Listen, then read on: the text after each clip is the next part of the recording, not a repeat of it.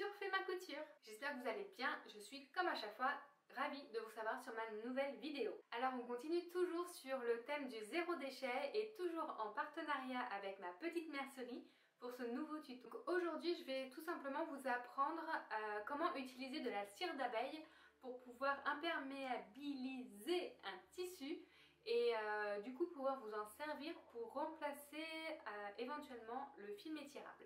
Alors bien sûr les suggestions de dimension, c'est vraiment des suggestions. Vous pouvez faire la taille que vous voulez comme je vous expliquerai dans la vidéo. J'espère que ce petit tuto rapide vous plaira. Je vous laisse regarder et je vous retrouve à la fin de la vidéo.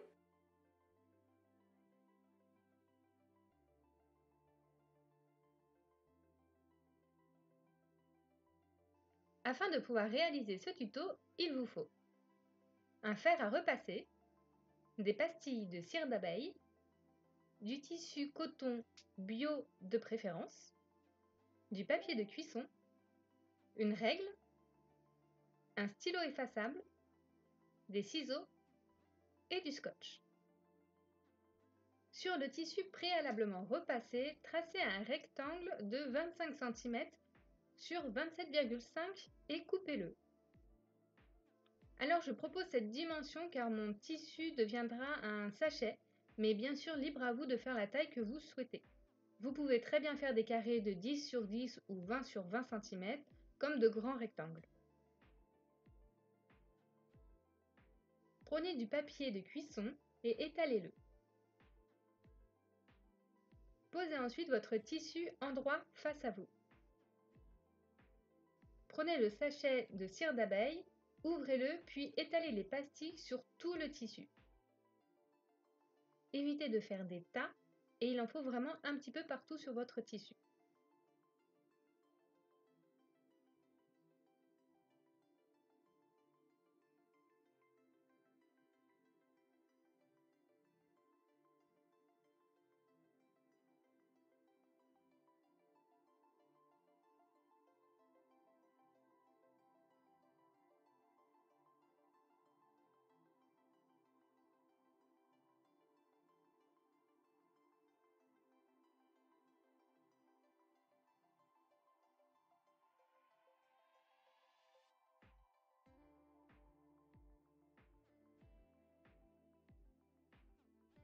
Une fois fait, posez une seconde feuille de papier par-dessus et pour éviter que ça ne bouge trop, scotchez-le à chaque angle.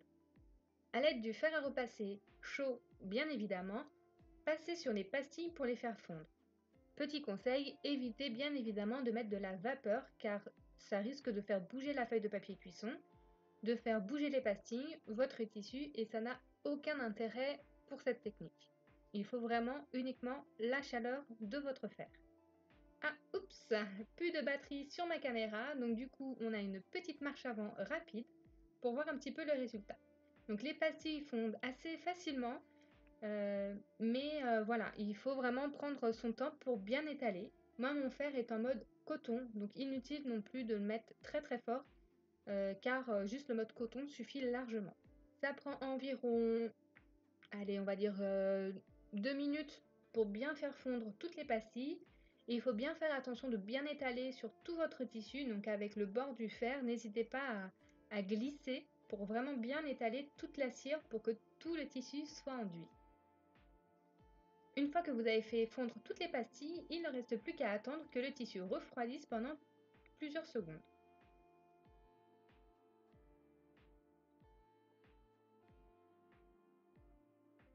Une fois que ça a bien refroidi, vous pouvez décoller le premier papier cuisson, puis le tissu.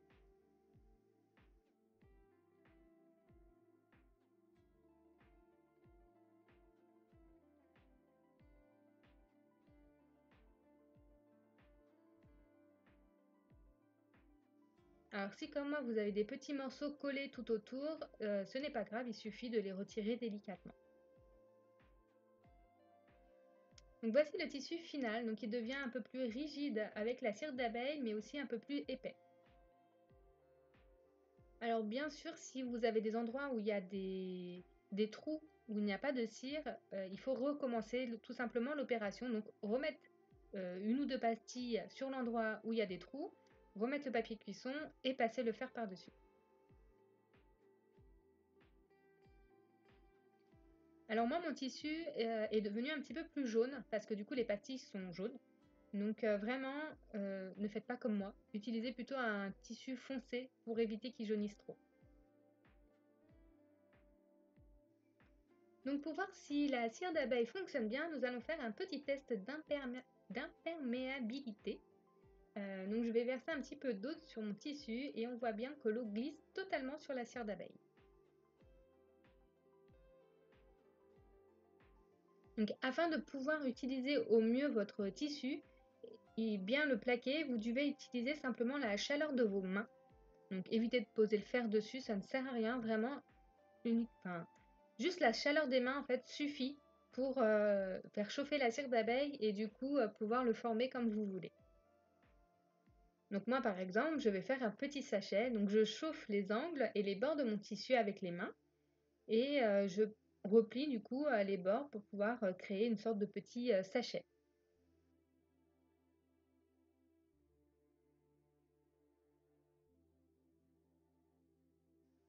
Donc vous voyez, je peux à l'intérieur glisser quelques morceaux de noix et du coup le sachet, une fois refermé, bah, il tient vraiment bien. Donc voici le résultat final. Donc comme je vous ai montré, c'est vraiment du coup imperméable. Donc comme vous avez vu, j'ai glissé de l'eau dessus et il glisse tout simplement. Donc c'est vraiment intéressant le résultat que ça a fait, c'est vraiment bien et vous voyez que c'est solide, c'est rigide, donc c'est vraiment sympa. Alors bien sûr, je vous conseille vraiment d'utiliser un tissu 100% coton et si possible coton bio, c'est quand même plus intéressant. Et par contre, moi j'ai fait l'expérience d'un tissu, vous voyez, avec des couleurs, etc. Du coup, c'est devenu un peu jaune. Je trouve ça un peu dommage. Donc vraiment, moi je vous invite à utiliser des tissus avec des imprimés plutôt foncés. Genre par exemple un tissu noir avec des toutes petites fleurs ou alors un tissu plutôt jaune de base pour éviter du coup d'avoir vraiment ce changement de couleur qui est un petit peu dommage. Donc vous pouvez utiliser le tissu pour faire des petits sachets comme je vous ai montré, vous pouvez y glisser du coup des noix, des cacahuètes, des pistaches et plein de petites choses comme ça. Mais vous pouvez aussi l'utiliser pour emballer certains aliments, mais pas tous, attention. Vous pouvez par exemple y mettre les fromages à pâte dure, donc, par exemple le gruyère, la tome, qu'est-ce qu'il y a d'autre, du comté, des choses comme ça. Mais pas trop les trucs vraiment qui risquent de fondre parce que c'est pas terrible. Ni les viandes, enfin de la viande directement, vous n'allez pas la mettre dedans parce que c'est pareil, ça risque de tacher un petit peu le tissu, de couler parce que même si c'est imperméable, ça peut par exemple c'est de la viande rouge, un petit peu de liquide qui peuvent du coup s'infiltrer un petit peu partout et après votre tissu il va prendre l'odeur, ce qui n'est pas terrible, ce n'est pas vraiment hygiénique sur le coup. Donc vraiment utilisez-le sur des aliments plutôt secs. Donc comme je vous ai dit, le fromage dur c'est pas mal, mais après ce qui peut être intéressant avec ce tissu c'est vraiment l'utiliser pour emballer des ramequins, des verres, des pots de confiture, des choses comme ça. Alors moi je vous ai montré la technique avec le fer à repasser, mais il y a une deuxième technique qui existe, c'est celle au four. Donc en fait tout simplement sur votre plaque de cuisson vous mettez comme tout à l'heure du coup une feuille de papier sulfurisé, votre tissu par-dessus, vous étalez vos pastilles de cire d'abeille, vous enfournez ça au four environ 10-15 minutes, ça dépend à peu près à 100 degrés, parce qu'il ne faudrait pas non plus que ça cuise trop. Mais bon, vous regardez régulièrement, vous regardez si ça a bien fondu. Une fois que ça a bien fondu, vous ouvrez votre four tout simplement, vous tirez la plaque, vous regardez. S'il y a des endroits qui ont mal été du coup imperméabilisés, vous remettez des pastilles, vous remettez au four. Mais une fois que c'est fait, vous retirez le tissu sans vous brûler, bien évidemment. Vous retirez le tissu et le mieux c'est de mettre sur des cintres à pince. Comme ça vous le pincez, vous l'accrochez au-dessus, histoire que le reste de liquide coule sur la plaque de cuisson et que votre tissu sèche bien. Donc voilà, j'espère que ma vidéo elle vous a plu. En tout cas moi c'était quelque chose que je ne connaissais pas et je suis vraiment contente du coup d'avoir eu l'occasion de tester la cire d'abeille. Je trouve ça intéressant comme résultat.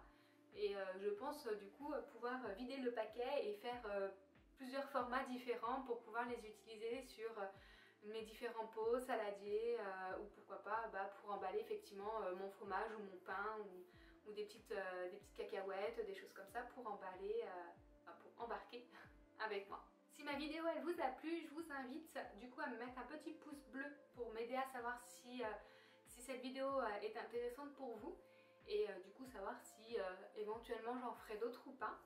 Et je vous invite également à vous abonner à ma chaîne si ce n'est pas encore fait et pourquoi pas activer la petite cloche histoire d'être au courant de mes prochaines vidéos. En attendant, comme à chaque fois, vous pouvez me retrouver sur mes réseaux sociaux qui s'afficheront juste ici et je vous dis à très vite sur Chez Ma Couture. Ciao!